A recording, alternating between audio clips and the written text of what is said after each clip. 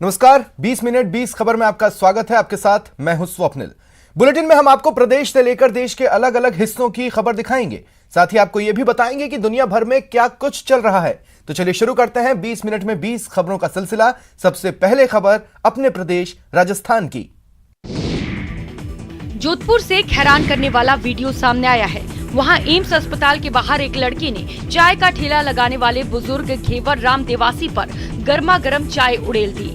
बताया गया आरोपी लड़का भी वहीं फलों का ठेला लगाता है, जिसका किसी बात पर इस चाय वाले से झगड़ा हो गया था, जिसके बाद उसने गुस्से में चाय के ठेले पर ही लात मार दी। लात पड़ते ही चूल्हे पर रखा चाय से भरा पतीला बुजुर्ग दुकानदार के ऊपर गिर गया। गर्म चाय से झुलसा वो दुकानदार छटपटाता दिखा, जिस पर वहां खड़े एक आदमी ने तुरंत पानी डाला। इस दौरान उसके शरीर से धुएं का गुबार उठता नजर आया, मगर इतना सब होने के बावजूद भी उस आरोपी की अकड़ कम नहीं हुई और फिर से चाय वाले को धमकाता नजर आया। इसके बाद वहां मौजूद लोगों ने उस बुजुर्ग के कपड़े उतारे और उसे इलाज के लिए अस्पताल में भर्ती कराया। चूरू के सुजानगढ़ में उस वक्त बवाल शुरू हो गया जब यहां धरना दे रहे लोगों से मिलने के लिए सभापति की जगह उनके ससुर सभापति प्रतिनिधि के तौर पर मिलने पहुंच गए।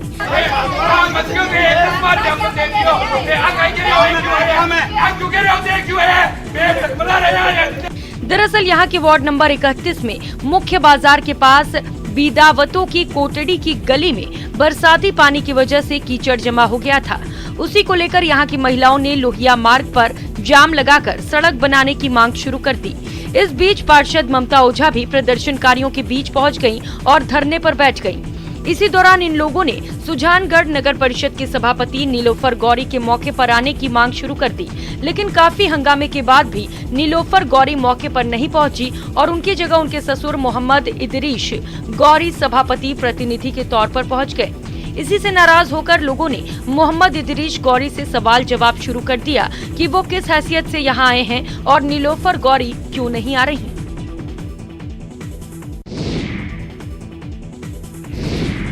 जैसलमेर के स्वास्थ्य विभाग से एक हैरान कर देने वाली खबर सामने आई है।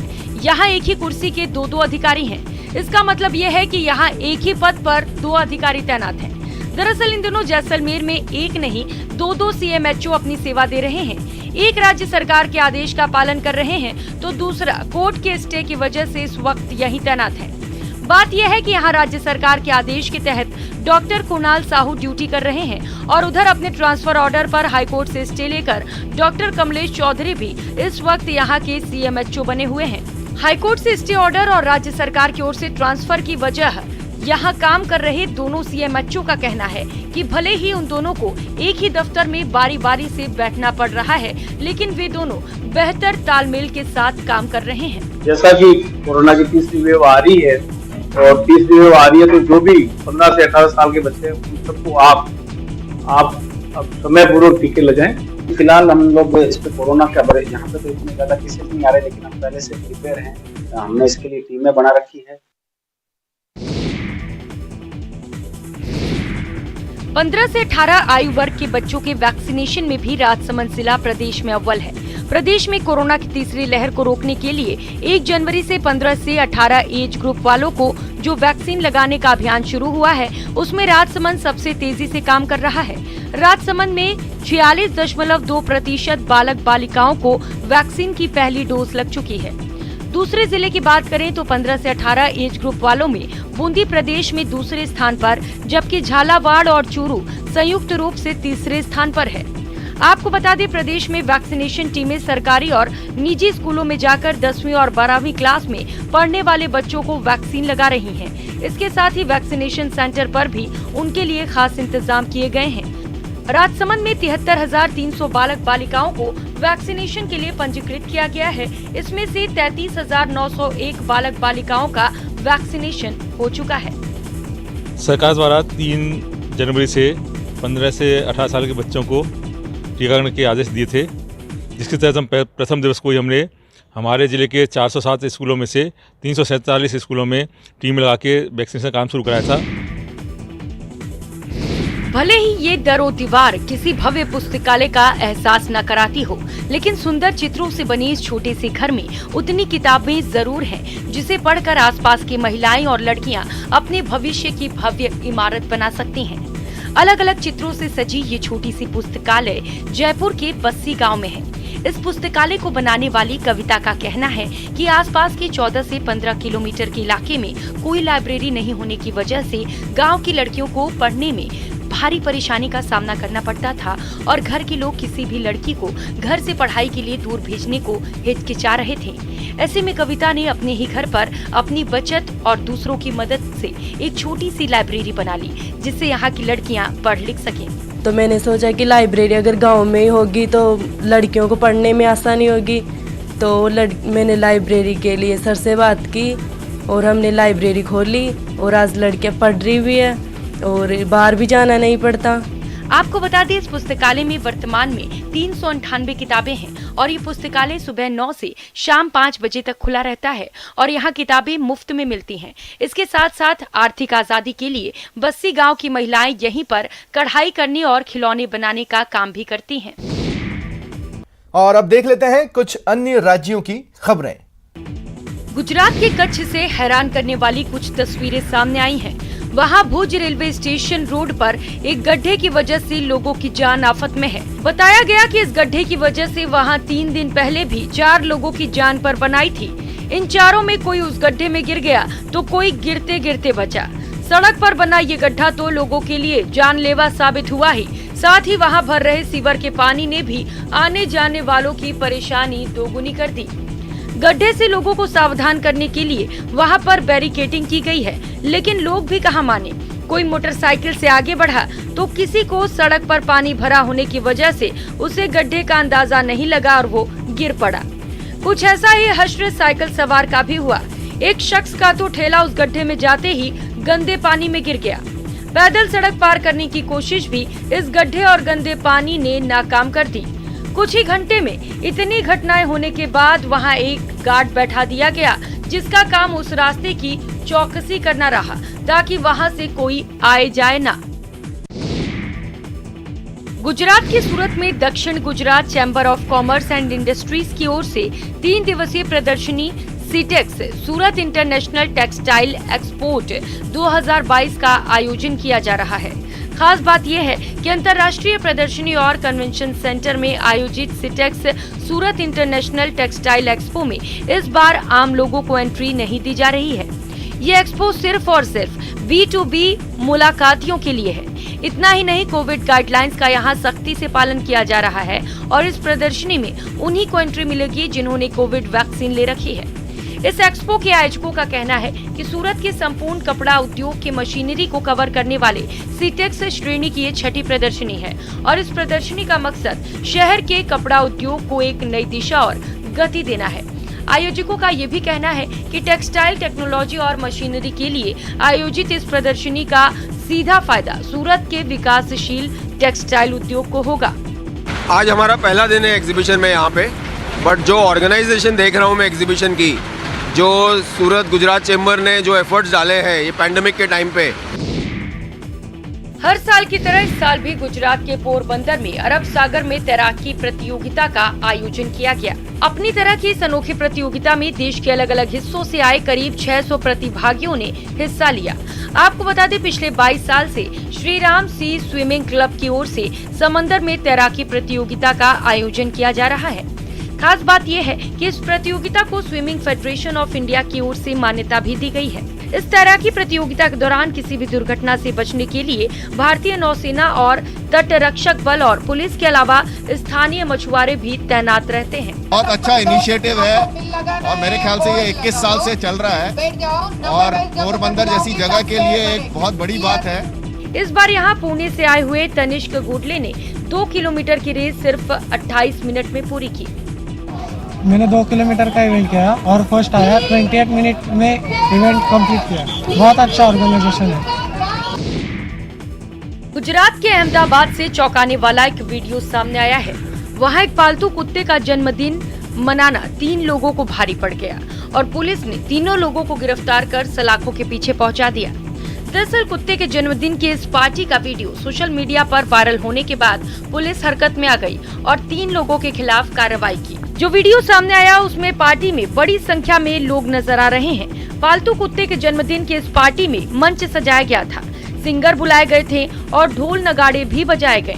बात इतनी भर की नहीं थी, यहाँ आए लोगों ने जोश में होश भी खो दिया और ज्यादातर लोग बिना मास्क और सोशल डिस्टेंसिंग की धज्जियां उड़ाते नजर आए। इतना ही नहीं, घर के लोग तो उस कुत्ते को गोद में लेकर घूमते रहे और बाकी लोग जश्न में मशगूल नजर आए। इस वीडियो को देख पुलिस ने इन्हें सबक सिखाने के लिए और लोगों को कोरोना नियमों के पालन का संदेश देने के लिए इनके खिलाफ सख्त कार्रवाई की और 3 लोगों को सलाखों के पीछे पहुंचा दिया। उत्तराखंड में कॉर्बेट टाइगर रिजर्व के भीतर तैयार हुई देश की पहली टाइगर सफारी की विधिवत शुरुआत हो चुकी है। बताया जा रहा है कि 2 हफ्ते बाद इस टाइगर सफारी को पर्यटकों के लिए खोल दिया जाएगा। इस टाइगर सफारी का लोकार्पण करते हुए उत्तराखंड के वन मंत्री हरक सिंह रावत ने कहा कि पाखरो टाइगर सफारी देश की पहली ऐसी सफारी है जो कॉर्बेट टाइगर रिजर्व के भीतर बनकर तैयार हुई है। उन्होंने कहा कि आने वाले समय में टाइगर सफारी देश विदेश में अपनी अलग पहचान बनाएगी। कोटद्वार की जनता को, पौड़ी की जनता को, उत्तराखंड और देश की जनता को पाखरो टाइगर सफारी के रूप में एक ऐतिहासिक कदम आज हमने पूरे देश के अंदर और पूरे उत्तराखंड में उठाया है। इससे निश्चित रूप से कोटद्वार का बहुत तरक्की होगी। आपको बता दें, पाखरो टाइगर सफारी जोन में बाघ के बाड़े तैयार किए गए हैं जिनमें पर्यटक बंद जिप्सी से बाघों के बाड़े में प्रवेश करेंगे और बाघ का आसानी से दीदार कर सकेंगे। इसके साथ साथ कॉर्बेट टाइगर रिजर्व के अंतर्गत ढेला जोन में बनाए गए रेस्क्यू सेंटर में 20 बुलदार, 10 बाघ और 2 हाथी की इलाज और रहने की व्यवस्था भी कर दी गई है। मुंबई के धारावी में कोरोना से निपटने के लिए बीएमसी ने वॉर रूम बनाया, जहां से अस्पतालों में बेड, दवाएं और कोरोना मरीजों की निगरानी की जा रही है। साथ ही कोरोना जांच और कोरोना की बढ़ती रफ्तार पर भी इस वॉर रूम से पैनी नजर रखी जा रही है और इन सब के पीछे की वजह है धारावी में लगातार कोरोना मरीजों की तादाद में इजाफा। धारावी में जहां कुछ दिन पहले कोरोना के आंकड़े दहाई में सामने आते थे, वहीं अब कोरोना मरीजों की संख्या 150 के पार पहुंच गई है। शुक्रवार को धारावी में कोरोना के 130 नए मरीज सामने आए थे और शनिवार को ये आंकड़ा बढ़कर 147 तक पहुंच गया। धारावी में अभी 739 एक्टिव केस हैं। ये आंकड़े इसीलिए भी डराने वाले हैं क्योंकि धारावी में कोरोना की पिछली दोनों लहरों में इतने मामले एक दिन में कभी सामने नहीं आए। कोरोना की इसी तेज रफ्तार को देखते हुए धारावी में वॉर रूम को एक्टिव कर दिया गया है। धारावी में जो भी केसेस आते हैं उन्हें यहीं से हैंडल किया जा रहा है। उत्तर भारत के कई इलाकों के साथ साथ दिल्ली एनसीआर में भी जनवरी के महीने में मानसून के मौसम जैसी बरसात हो रही है। खास बात यह है कि दिल्ली में शनिवार को 22 साल बाद जनवरी में एक दिन में सबसे ज्यादा बारिश दर्ज की गई है। भारत मौसम विज्ञान विभाग के मुताबिक इससे पहले दिल्ली में जनवरी महीने में एक दिन में सर्वाधिक बारिश 1999 में 46 मिलीमीटर दर्ज की गई थी। मौसम विभाग की माने तो दिल्ली के साथ साथ उत्तर प्रदेश, पंजाब और हरियाणा के कुछ हिस्सों में फिलहाल ऐसे ही मौसम बने रहने की संभावना है। दिल्ली की बात करें तो उत्तरी दिल्ली, दक्षिण पूर्वी दिल्ली, नई दिल्ली, लोधी रोड, पूर्वी दिल्ली, यमुना नगर के साथ साथ करनाल, कुरुक्षेत्र, पानीपत, गोहाना, गन्नौर, सोनीपत और आसपास के क्षेत्रों में 10 जनवरी तक हल्की बारिश यानी बूंदाबांदी से लेकर मध्यम तीव्रता की बारिश हो सकती है। भीषण सर्दी के बीच इस तरह की बारिश ने लोगों का हाल बेहाल कर दिया है। हिमाचल प्रदेश के शिमला से सीजन की पहली बर्फबारी हुई। इस बर्फबारी की वजह से शिमला के करीब करीब सभी इलाके बर्फ की सफेद चादर से ढक गए। जहां तक नजर जा रही थी वहां तक बर्फ ही बर्फ नजर आ रहे थे। क्या सड़क, क्या गाड़ियां, क्या मकान, सब के सब बर्फ के नीचे दबे नजर आ रहे थे। देवदार के पेड़ तो ऐसे लग रहे थे मानो वो बर्फ के ही पेड़ हो।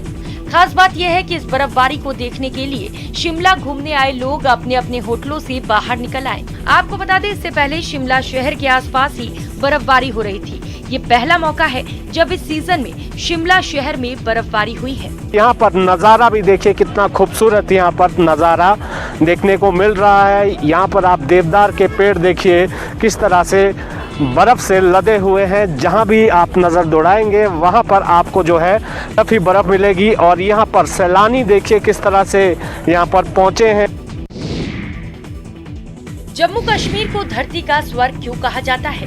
इन तस्वीरों को देखकर आप बड़े आराम से अंदाजा लगा सकते हैं। आसमान से गिरती बर्फ ने पूरी घाटी को अपने आगोश में ले लिया है। पेड़ पौधे जहां बर्फ में लिपटे नजर आ रहे हैं, वहीं घरों की छतों से लेकर सड़कों तक बर्फ ही बर्फ नजर आ रहा है। इस बर्फबारी की वजह से पूरी वादी बर्फ की चादर में लिपटी नजर आ रही है। हालांकि कश्मीर में हुई इस भारी बर्फबारी की वजह से स्थानीय लोगों को मुसीबतों का सामना करना पड़ रहा है।